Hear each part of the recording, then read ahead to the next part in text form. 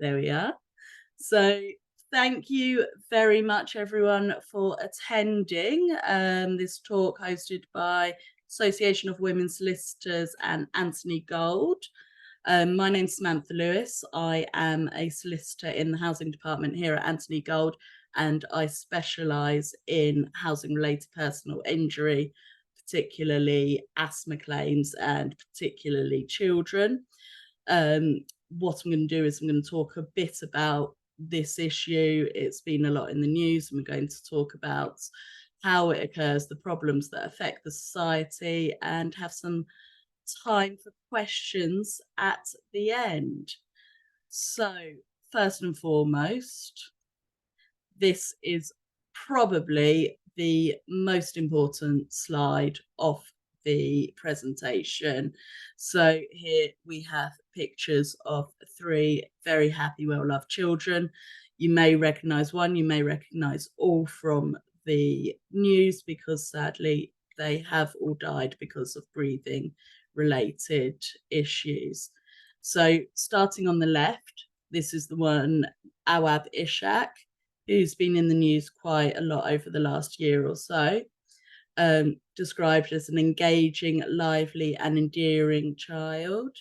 He sadly died in 2020 at 2 years old from respiratory and cardiac arrest caused by extensive mould in his home. His parents did everything right. They complained to the landlord. Their nurse practitioner complained to the landlord. They washed the mould regularly. They got a solicitor. Their landlord didn't act on it. So unfortunately, Awab died as a result.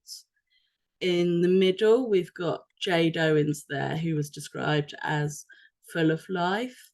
She died in 2019 at 14 years old from mucormycosis, which is a fungal infection, usually come from breathing in mold spores.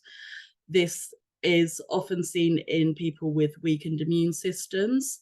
Jade had type 1 diabetes. She'd only started having symptoms very recently and hadn't been diagnosed yet. But because of that, she was subject to this terrible infection. Her parents aren't sure where she picked up the mold spores, but also this infection is very common in those with leukemia as well, which affects children. So again, something which shows the deadly effects of mold. And then on the right here, we have Ella Kissy Deborah, who's described as energetic and fun-loving. She died in 2013 at 9 years old from a fatal asthma attack. In the 2 years before she died, Ella had over 30 emergency hospital admissions. The causes and risks to her asthma were a bit unknown. Her mum was at her wit's end. In the end, an inquest ruled that where she died in Lewisham, the pollution levels were above the World Health Organization guidelines, and that was attributed to her death, the air pollution in the area that she lived. So this really shows that asthma and respiratory infections, that they are fatal, and especially to children, and where we can and where it's preventable, we need to start taking action and taking this seriously. So I'm just going to go into social housing and why this is such an issue in social housing. Of course, mold can occur everywhere, but why it's such an issue in social housing is you have less options. If you own your own home, of course, that's your equity. You've got equity, you've got a bit of money. It's also your responsibility to do something with your own home. You might have insurance. If you're private rental, again, there is a housing crisis at the moment, but you usually have a couple of options to move and leave that abode. Whereas social housing, you don't really have the options. You are where you are. We're just going to go into a little bit about why that is such a difficult thing right now. So here, this is a little bit on the housing crisis. So in 1981, 31.7% of the English population lived in social housing. That's about a third. In 2017, 17% of the English population lived in social housing. So that's really quite a huge drop in 35 years. Now, many of us will know that in the 80s, the Right to Buy scheme came in. There's other factors as well as cuts to funding, difficulties with planning, and everything that comes in. But ultimately, the effect is there's been a huge decline in the amounts of people living in social housing. We've got a little graph there that I hope you can all see. And really what we can look at here is the red line is the amount of houses being built. So you can see around 1970, there's a big peak and then it's steadily falling. Now, the green line is the amount of social homes by local authorities being built. And you can see that from the 90s, that's pretty much flattened. It has picked up a bit by housing associations who did pick up some of the building of social housing, but not in relation to anything like it was before.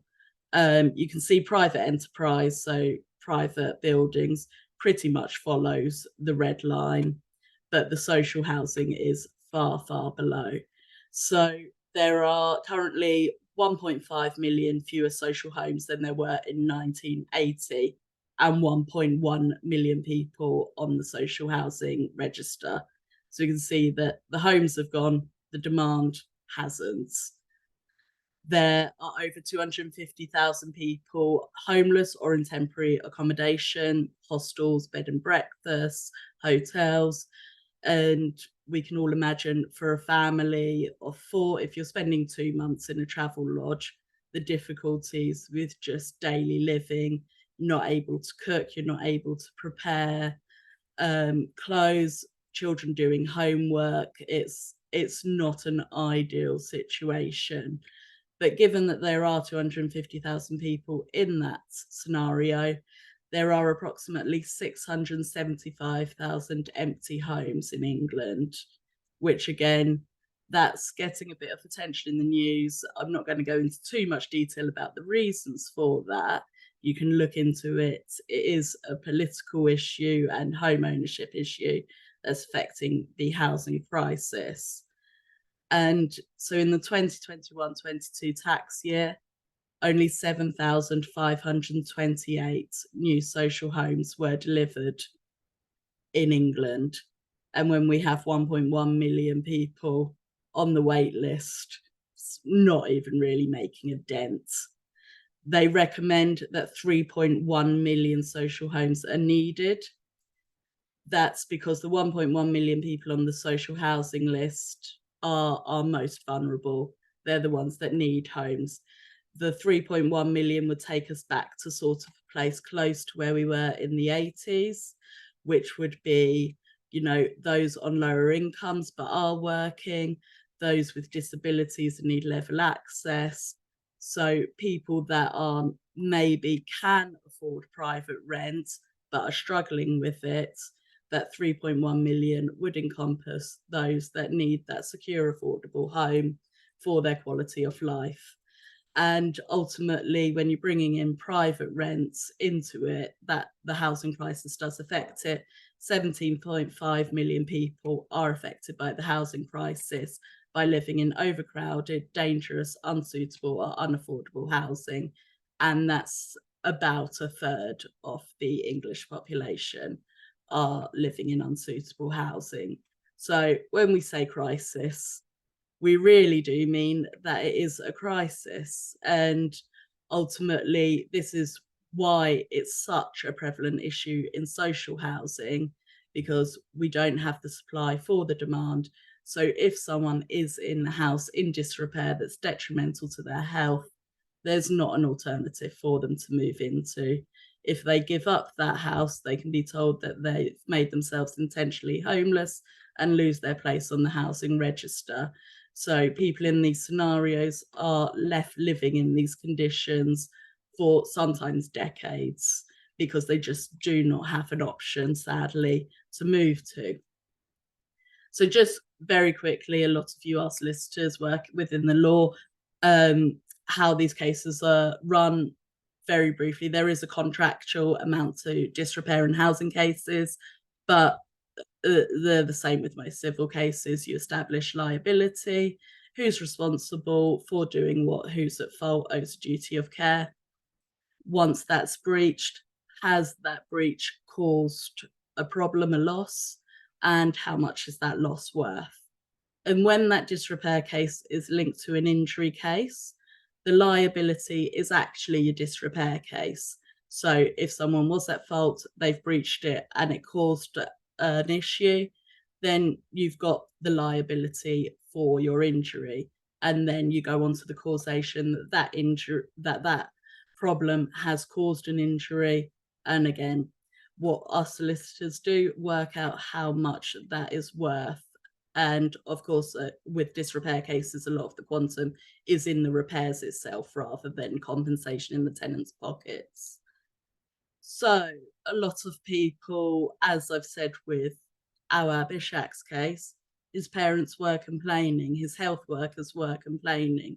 The landlord, unfortunately, was not listening. And whilst that did shock the world and the country, it didn't really shock housing solicitors, health professionals, and social tenants, because this is what we come in across a lot.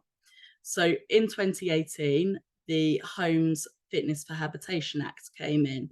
Before that, there were limits to disrepair. It was a lot around structural and exterior and services of a building. Not going to go into all the details of it, but since the fitness, what happens is there's an additional requirement that homes be fit for human habitation, which means that it must be capable of occupation for a reasonable time without risk to the health or safety of the occupants and without undue inconvenience or discomfort to those occupants. So you can see that's a lot more general thinking about what a home should be, what a house should be. So first off, for tenants, you need to give the landlord notice. If there's something wrong with your home, we can't expect people to be mind readers or know everything.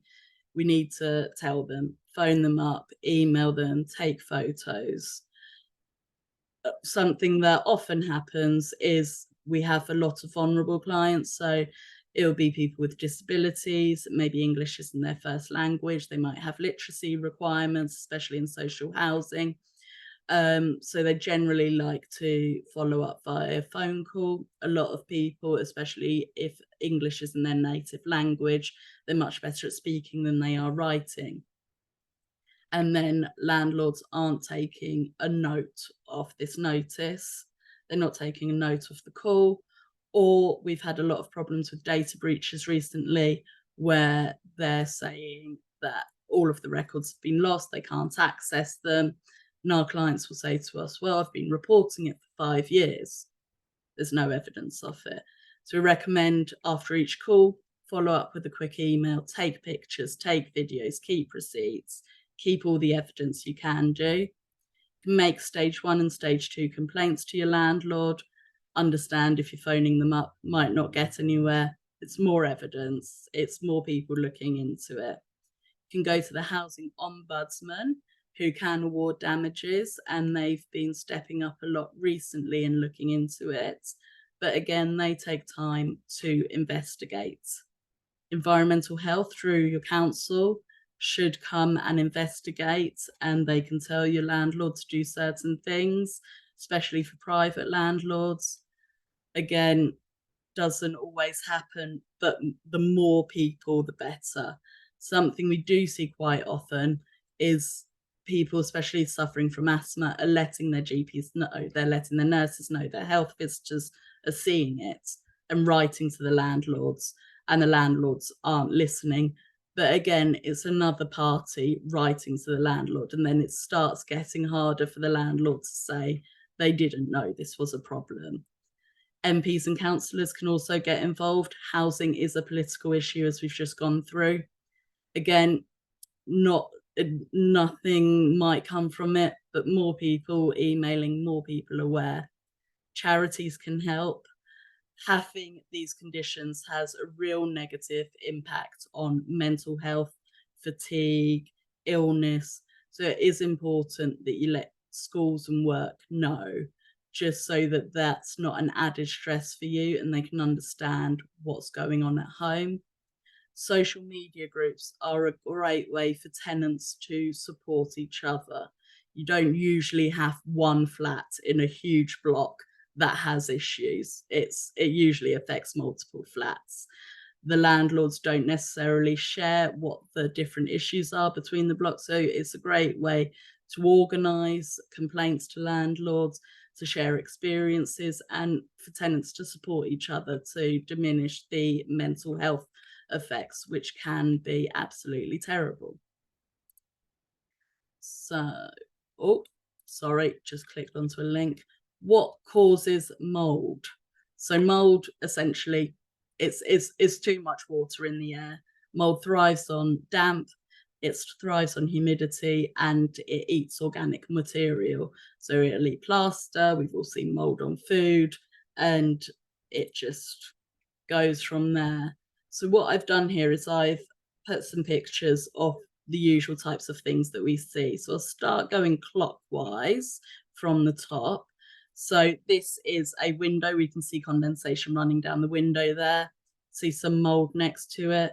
It looks very much like you can see the scrub marks and the paint marks that someone's been in different discoloration. Someone keeps trying to clean this. So condensation will cause mold. Condensation may be because of the tenants if there's overcrowding, or certain living conditions, which isn't the landlord's responsibility. But it also might be a problem if they're living their normal lives and condensation is still building up. Might need insulation, might need double glazing. There's some barrier which the cold air and the hot air are interacting so much that it's causing that moisture. Then we've got a picture of a crack on the outside. So that could be from subsidence, neglect, buildings need care. And that is fairly common. That means that their water can travel down from that ledge into the walls and gum into the inside. Once that water's in, mold can develop. So you can wash it as much as you need from the inside, but that crack needs to be filled. Then we've got something like this in the corner on the next photo. So that might have been a piece of furniture was pushed against it, which makes the more humid area, or it could be a leak, it could be something coming from the outside. Mold generally likes corners and things like that. The picture below that is a wet patch from the ceiling, some sort of leak, burst pipe leak from upstairs, and that's damp at that point. So at that point, that's not dangerous.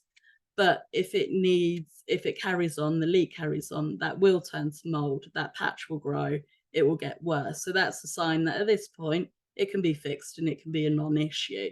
But it's when these matters are left. Again, we have another mouldy window there, but it's around the seal. So we're suspecting that maybe the seal isn't done right. Quite an easy landlord fix to reseal that. I've put a picture below that of an air vent because we quite often get landlords will say it's condensation, that's your responsibility. And then the extractor fans don't work. There's no air ventilation. There's nothing apart from opening windows. Again, air vents, we can fix them. And then the last picture, so this is some sort of downpipe, and you can see that it's just filled with debris on a flat roof where the water should be draining. So the water can't get through where it's supposed to be draining. And as we say, water will find a way. So the water's just going to go out and trickle through wherever it can, which will go into the properties below. And that just needs someone to shovel up the grass and dirt and re-put the pipe where it should be. Again, very easy fix. You get a day labourer to do that. But these problems do persist, and they persist for years and decades because the landlord might not act. So how do we treat mould? So I'm going to first go into landlord mistakes. As I sort of said in my last slide, telling the tenant that the cause is condensation and their fault regardless. So landlord doesn't really do anything, doesn't really inspect, and says, well, it's going to be condensation. That's your responsibility. When we've just seen some of these are very easy fixes, and it's putting the onus on the tenant, and it makes it very difficult for them. Tell the tenant not to cook or shower or dry small items in the house and everyday tasks. Although you should try to minimize water vapor in your home to prevent mold, your home should be able to have the capacity for you to live a normal life. Cooking with lids on pans and things like that, you should be able to do that. You shouldn't be told not to do that.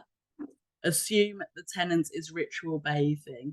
This is, I'm going to not use the term ritual bathing after this because it is based in discrimination. Landlords started using the term for whatever reason. Ritual bathing is actually a religious thing and not what the landlords are meaning. What they are sort of assuming is people from certain ethnicities are washing with buckets. And it's an assumption. It happened with our Abishak's case, even though his parents told them repeatedly, no, they use a shower, as most people do. And sometimes the showers don't even work in these properties. So again, it's just an assumption by landlords rather than how can we fix it? How can we look at the problems? Telling tenants to paint over recurring mold. So you do have mold paints, you do have certain things.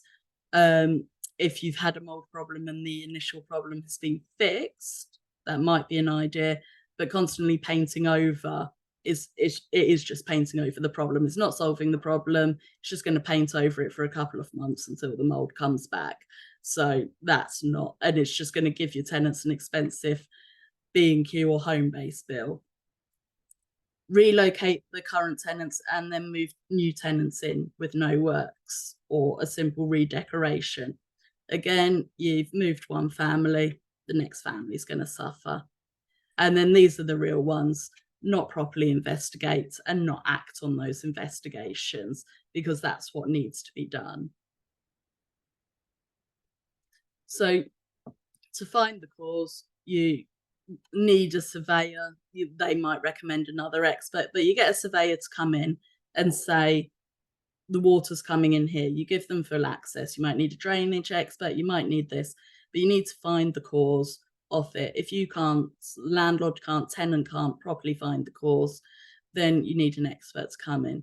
Water leaks and ingress can be hard to diagnose, especially when they've been going on for a long time. As I said, water finds a way, it trickles down all sorts of ways. You're not entirely sure what's happening in between all walls. So for tenants to help find a cause, it might be a good idea to keep a diary so you're aware of how it's interacting with certain weathers. Maybe you turn on certain taps and the leak appears, just to help diagnose that cause. Take photos, speak to neighbours. If your neighbour on the same wall is having the same problem, then you can kind of isolate where it's happening from. Landlords and tenants really can work together in this to find the cause. But again, landlords do need to listen and investigate. It's not a problem if they want to, there's 6 options and the cheapest one would be something like shoveling that drain pipe and see if that fixes.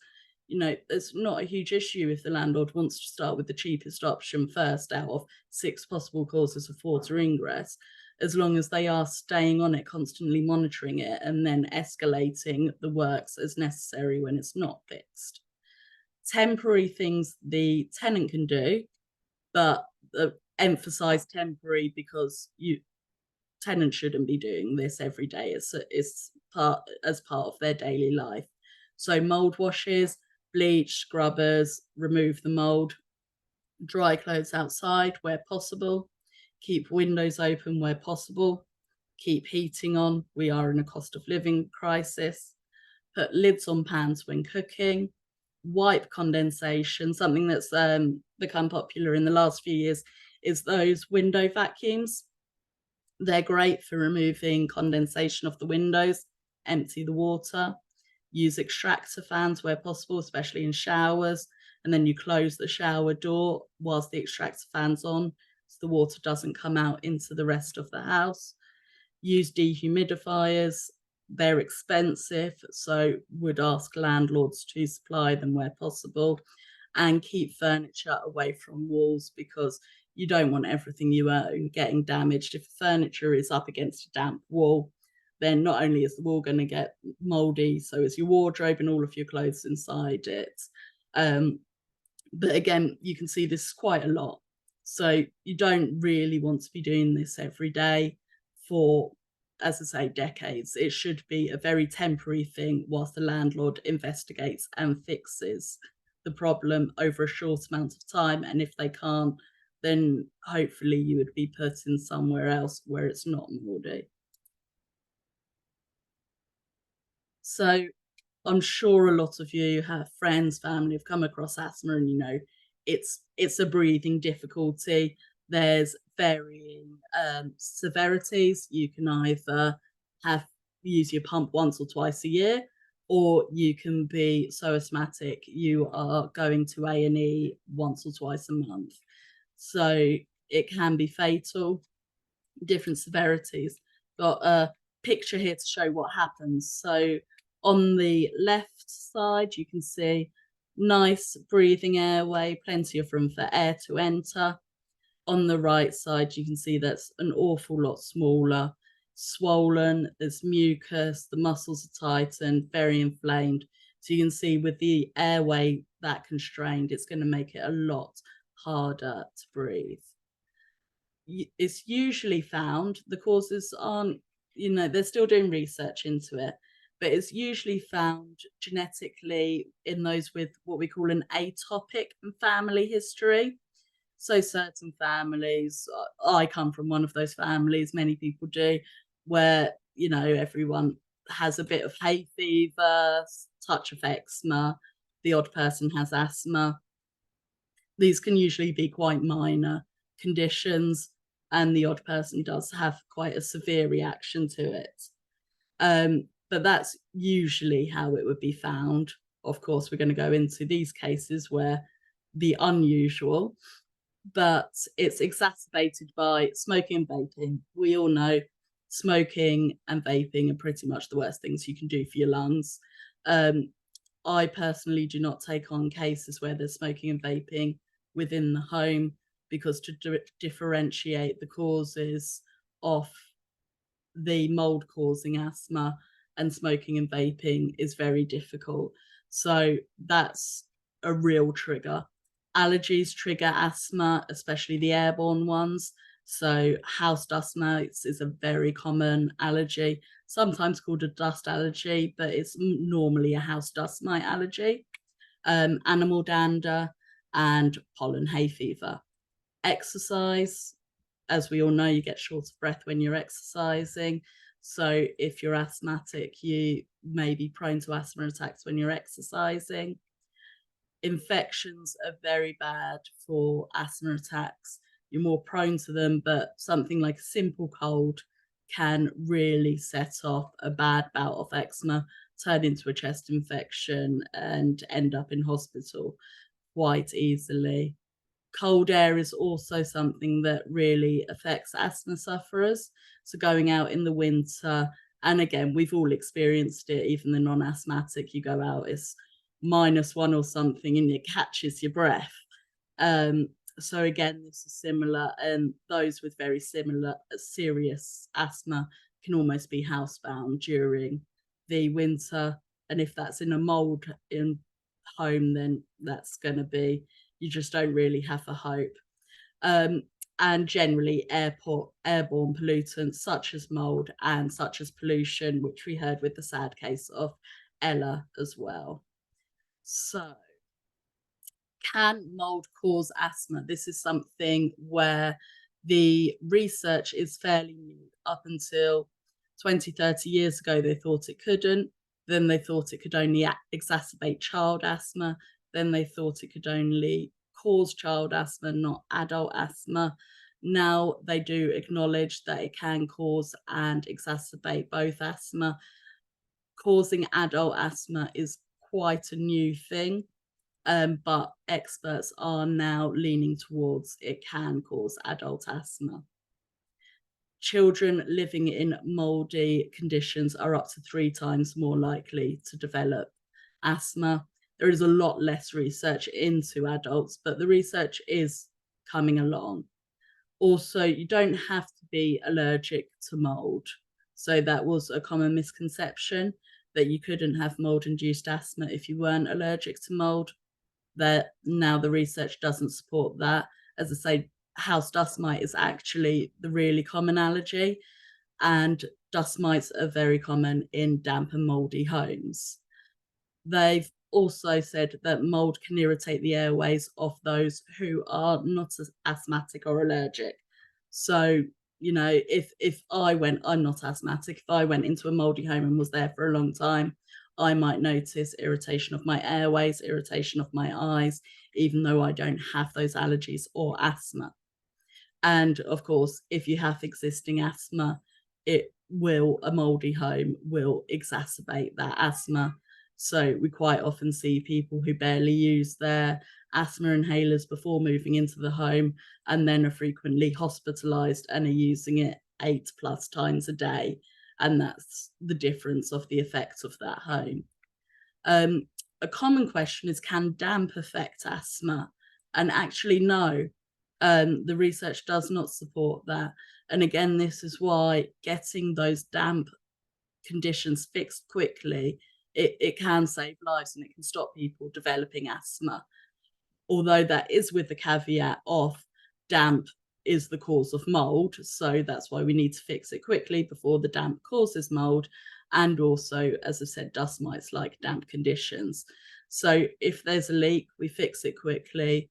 The risk to the inhabitants of a property is quite low. So we need to start looking into that. How can asthma affect daily life? So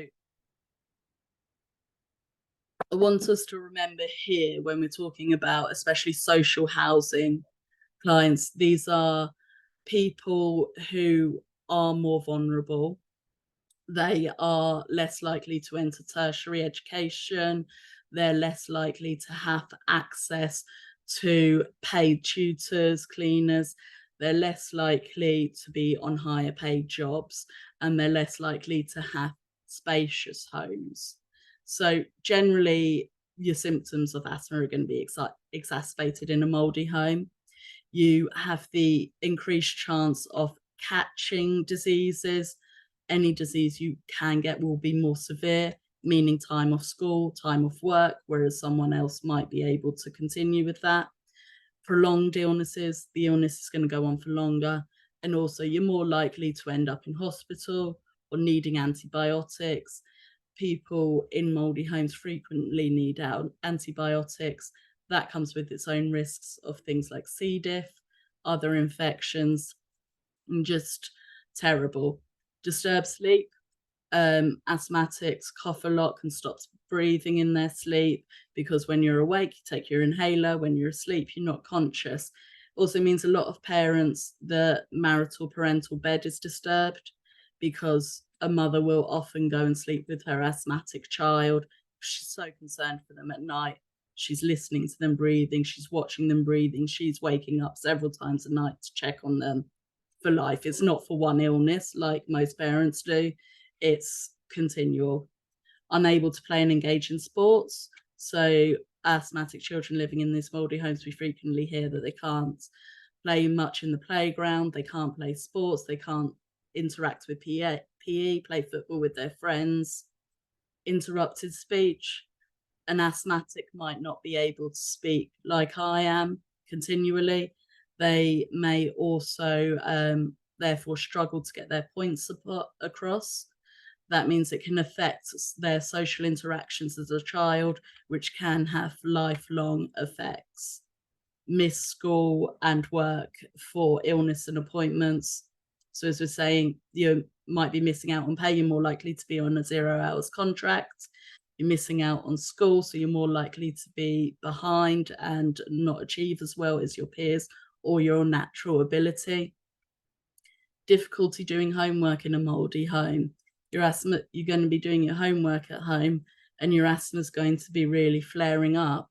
And again, that can lead to you being behind at school. As we said, hard to breathe in cold weather.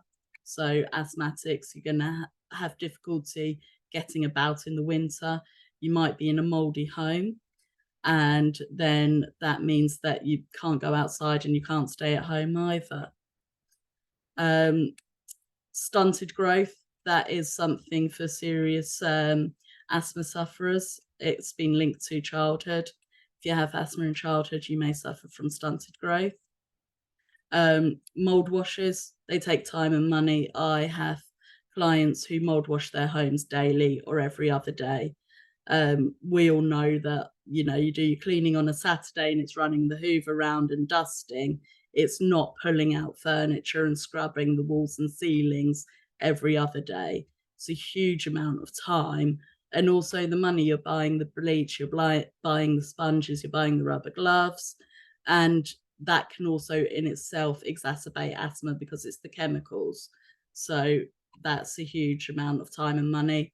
And a lot of people save up to buy dehumidifiers, air purifiers. They're trying to make the air safe for their children to breathe. Windows open in winter, as we say, opening windows can help with the water. And so people are generally encouraged to have the windows open. In the middle of winter, that's freezing. So you're going to have the heating on at the same time. We're in a cost of living crisis. We know what heating bills are. Everything's climbing up. You're washing clothes and soft furnishings a lot more because they're prone to mold, and also mold and damp, it smells.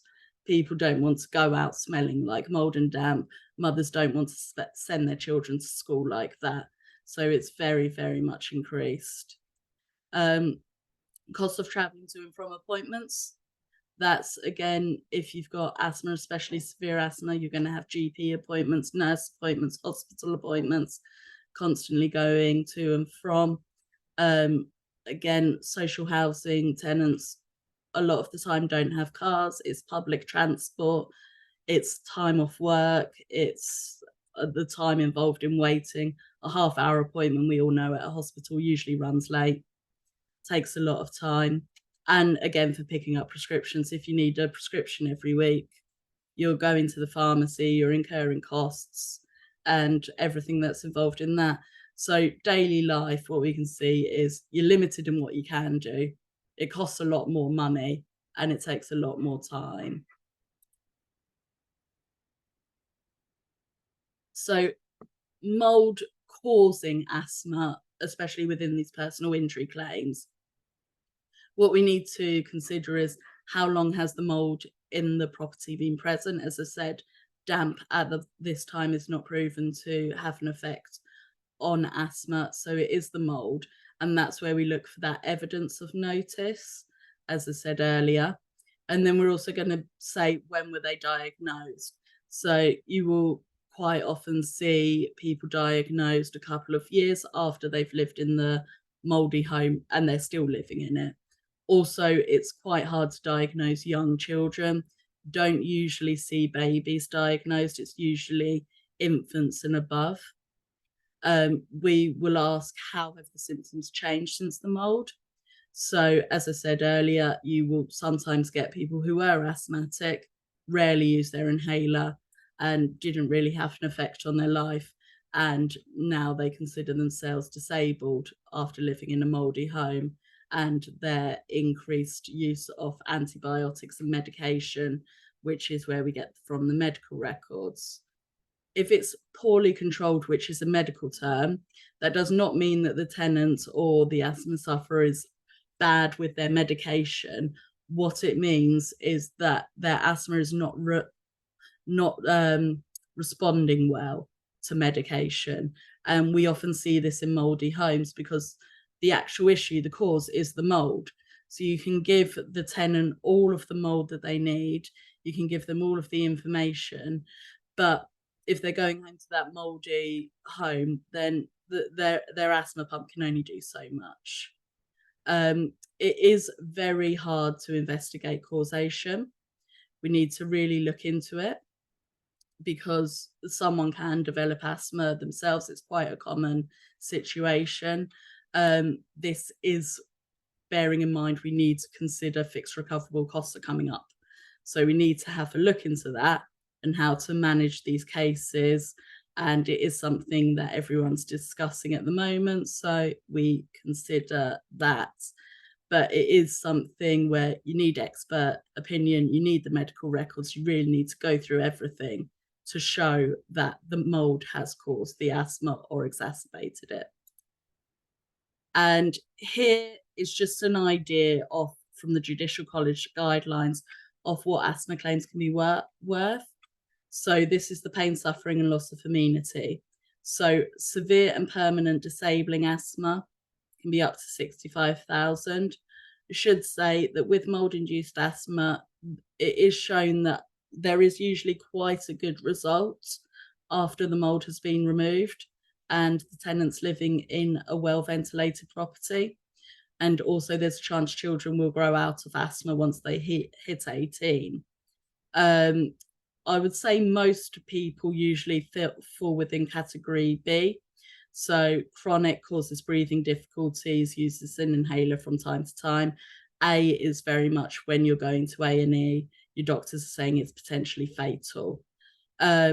C, D, and E are different mildnesses. This is where we get witness evidence, school records to see how it affects the asthma sufferer on their day-to-day life. So obviously that was a whistle-stop tour through asthma and its causes, and all a bit depressing, and how landlords need to do a little bit more. I did have another slide actually, but one second. I think it's been deleted. But my other slide was just about that, really what we want is, although we discuss these properties as stock, that's often used within the housing sector, properties, they are a home, they're someone's home. And these renters, because social housing tenants and private renters, they are renters, they all pay rent. They're the caretakers of these properties. They want to make it a home. They want it to be their haven. They want it to be where they can spend time with their family at the end of the day. And that's really what's important. And again, it's also quite important to remember that these council and social tenancies, the properties themselves, they are for the public benefit. So when the landlords aren't properly upkeeping them, it is taxpayers' money that's used to buy them. It's these tenants' money that's used to pay rents. And so it really is quite a social failing when they're not upkept to the level that they should be, which makes it such a political issue, because we have the common misconceptions that social tenants, they don't pay rent or they're just lucky to have it, but they're caretakers of this public benefit. And we do need to consider that these properties need to be upkept in the way they should be. And most of that does fall to landlords, because at the end of the day, on the balance of probability, as we like to say with lawyers, most tenants and most people living in a home, you do keep it nice. It's your home. It's where you come home to every night. It's where you cook your family meals. It's where you spend time with your loved ones. People aren't trashing it generally. We need to consider that and stop some of our assumptions and really change the way we think and the way we deal with these problems. But I'm going to stop the recording now, so we have 15 minutes for any questions, discussions, or if anyone's got a great quick fix idea to stop the crisis. So just bear with me while I stop the recording.